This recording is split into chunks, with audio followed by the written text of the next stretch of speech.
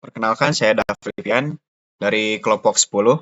Di sini kita akan menjelaskan atau menunjukkan gameplay dari game kita, yaitu The Last Moon Kitten. Ini tuh masuknya ke fase 5 dari tugas PBO. Nah, yang pertama di sini tuh ada si karakter utamanya atau yang kita beri nama itu Momon.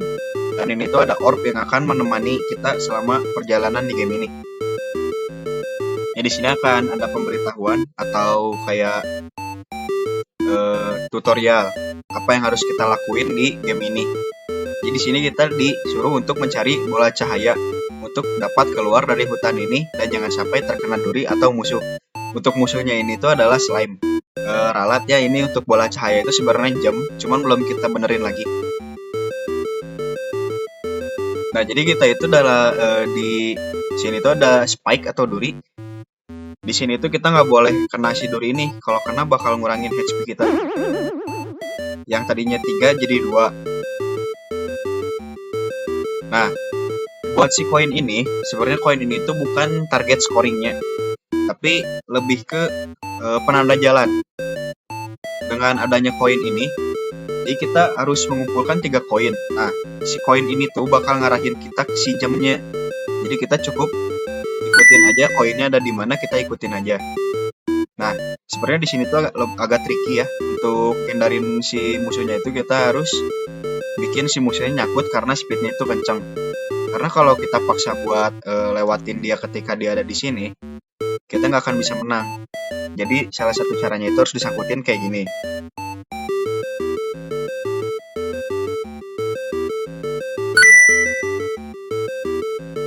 Nah, untuk slime yang kedua ini tuh sebenarnya masih bisa dilewatin karena speednya kita kurangin 1.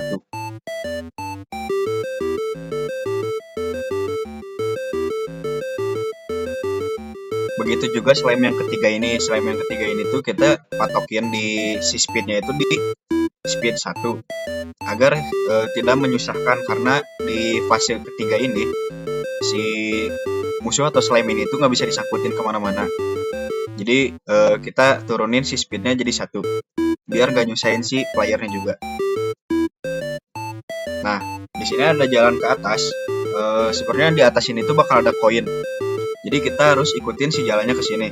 Dan kalau kita coba buat lurus untuk nyamperin si pintu ini, nggak akan ada yang terjadi.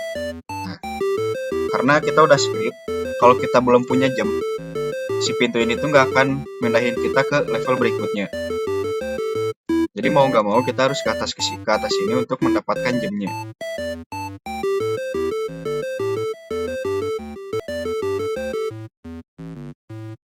Nah, jadi si koin ketiga itu ada di sini.